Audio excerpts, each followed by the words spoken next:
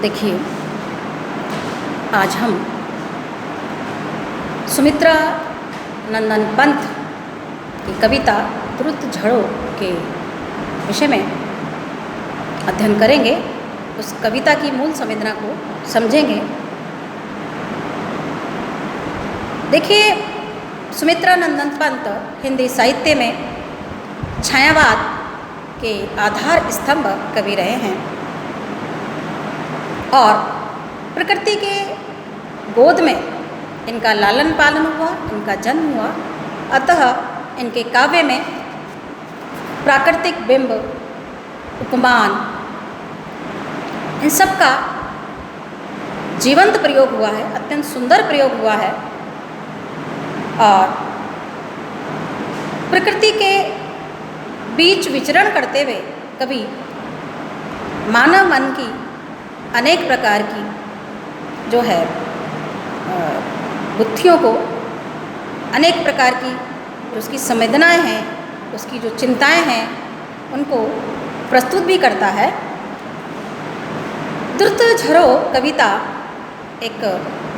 महत्वपूर्ण कविता है। कवि यहाँ पर एक महत्वपूर्ण संदेश के साथ उपस्थित होते हैं। वे कामना करते हैं, वे आह्वान करते हैं। और ये कविता पुरातनता की समाप्ति और नवीनता के आह्वान का प्रतीक भी कही जा सकती है। उसका एक महान संदेश अपने आप में ये समाहित किए हुए है। जैसा कि आप सब जानते हैं कि परिवर्तन ही प्रगति का सूचक होता है, विकास का सूचक होता है। कुछ समय बाद जब पुरानी चीज़ें, पुरानी वस्तुएं जो किसी योग्य नहीं रहती हैं, तो उनका समाप्त हो जाना या दूर चले जाना ही अच्छा होता है, जिससे कि जो नवीनता है उसको स्थान मिल सके। तो उन्होंने एक प्रतीक यहाँ पर पत्तों के माध्यम से एक प्रतीक प्रस्तुत किया है। देखिए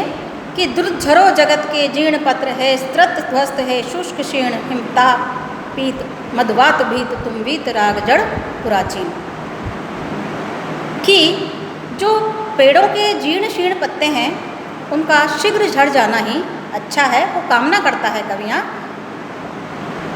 और जिस प्रकार से जो सड़ी गली मान्यताएं हैं, जो पुरानी मान्यताएं हैं, जो आडंबर युक्त जो है मान्यताएं हैं, जो समाज के विकास को अवरुद्ध करती है, समाज की गति को में बाधक बनती है, इन सब का दूर हो जाना ज़रूरी है, ऐसी कवि कामना करता है। तो उन्होंने देखिए क्या कहते हैं, वो द्रुत झड़ों जगत के जीर्ण पर, जिस प्रकार से पुराने पत्ते जब झड़ जाते हैं, जो सूखे हैं, हिमताप पीत मधुवात भीत तुम वीत राग जड़पुरा, वो उनको संबोधित करता हुआ, आह्वान करता हुआ क्या कहता है कि तुम्हारा झड़ जाना ही अच्छा है, क्योंकि तुम तो हिमताप पीत, तुम सर्दी गर्मी के जो है ताप से भयभीत होकर के, मधुवात भीत, तुम बासंती हवा भी अब तुम्हें भय पैदा करने लगी है तुम्हारे भीतर, मतलब तुम किसी काम के नहीं रहे और तुम्हारा जब तुम उपयोगी नहीं रहे तो तुम्हारा झड़ जाना ही अच्छा है। तुम वीत राग जड़ पुराचीन, और तुम इतने जड़ हो चुके हो कि तुम्हारे अंदर चेतनता बिल्कुल बाकी नहीं रही है। और जहाँ चेतनता नहीं है, जहाँ चेतना नहीं है, तो वो किसी के भी काम के नहीं हैं। ऐसी प्राचीन और पुरानी जो चीज़ें हैं या पुरानी मान्यताएं हैं वो समाप्त हो जाए और एक उत्साह का संचार हो और एक नवयुग का प्रारंभ हो, ऐसा आह्वान वो इनके माध्यम से इस कविता में कवि ने किया है। निष्प्राण विगत युग मृत विहंग जग नीड़ शब्द ओ श्वासहीन, च्युत अस्त व्यस्त पंखों से तुम झरझर अनंत में हो विलीन। कवि क्या कामना करता है कि निष्प्राण विगत युग मृत विहंग, कि तुम मृत विहंग के समान हो, एक मरे हुए पक्षी के समान हो। कि जिस प्रकार से मरे हुए पक्षी जो होता है पेड़ों की नीड़ में अपने घोंसले में जो पाया जाता है, उस प्रकार से ये पुरानी मान्यताएं हैं जिनका अब कोई इनका जो है उपयोग नहीं रह गया है, इनका झड़ जाना ही बेहतर है। जिस प्रकार से जो मरे हुए पक्षी होता है उसके जो पंख घोंसले से अस्त व्यस्त होकर के धीरे धीरे करके जो है झड़ जाते हैं, तो उनका झड़ जाना ही, झर झर अनंत में हो विलीन, अनंत में विलीन जिस प्रकार से वो जाते हैं उड़ उड़ करके, उसी प्रकार से ये जो मान्यताएं हैं पुरानी, जो किसी योग्य नहीं रह गई हैं, उन सब का झड़ जाना, मतलब एक नवीनता का आह्वान यहाँ पर किया है, नवीन युग का आह्वान यहाँ कवि इस कविता के माध्यम से करता है। एक परिवर्तन की कामना कवि यहाँ इस कविता के माध्यम से करता है। कंकाल जाल जग में फैले, फिर नवल रुधिर पल्लव लाली, प्राणों की मरमर से मुखरित जीवन की मानसर हरियाली। जिस प्रकार से देखिए, जो वृक्ष है वो जब उसमें से जीर्ण शीर्ण पत्ते झड़ जाएंगे या झड़ जाते हैं और नवीन कोपले नव पल्लव जब उसमें आते हैं, तो वो ठीक उसी प्रकार से होते हैं कि जैसे एक हाड़ मांस का जो शरीर रह गया है, ढांचा रह गया है, उसके अंदर नवीन रक्त का जब संचार होता है तो वो पुनः अपनी लालिमा या पुनः स्वस्थ हो जाता है, पुनः उसमें एक ऊर्जा का संचार होता है, पुनः उसमें एक सौंदर्य जो दिखाई देने लगता है। उसी प्रकार से जैसे जीर्ण शीर्ण मान्यता समाप्त होगी और एक नए युग का जो प्रविष्ट जब हमारे सामने आएगा, नए युग का आगमन होगा, तो निश्चित रूप से वह बहुत कुछ परिवर्तन लेकर के आएगा, जो अत्यंत ज़रूरी है आज के संदर्भ में कि यदि हम विकास के और गतिमान होना चाहते हैं, विकास को छूना चाहते हैं, अपनी गतिशीलता को बनाए रखना चाहते हैं, तो हमें जो पुरानी चीज़ें हैं, जो अनुपयोगी है, उन सबको, पुरानी मान्यताएं समझ लो, उन सबको जो अनुपयोगी है उन सबको छोड़ना अनिवार्य होता है। तो जब पल्लव, जब कोमल पत्ते जब उस ठूंठ पर या वृक्ष पर आते हैं, तो ऐसा लगता है कि जैसे एक हाड़ मांस का जो शरीर है उसके अंदर एक जैसे रक्त का संचरण हो गया है, उसमें एक उसके प्राणों में जो है जान आ गई है, उसमें स्फूर्ति आ गई है, वो पुनः जीवंत हो गया है। प्राणों की मरमर से मुखरित जीवन की मानसा हरियाली। तो उस पेड़ के अंदर जिसके जीर्ण शीर्ण पत्ते यदि झड़ जाते हैं और पुनः उसमें नव कोपल, नव पल्लव, नए पत्ते आते हैं और चारों तरफ जो है सौंदर्य जो प्रकृति का छा जाता है, ठीक उसी प्रकार से जैसे कि जीवन में मानसल हरियाली, हरियाली के रूप में उसको, जो उसके जीवन की जो मानसलता है, सौंदर्यता है, वो सारा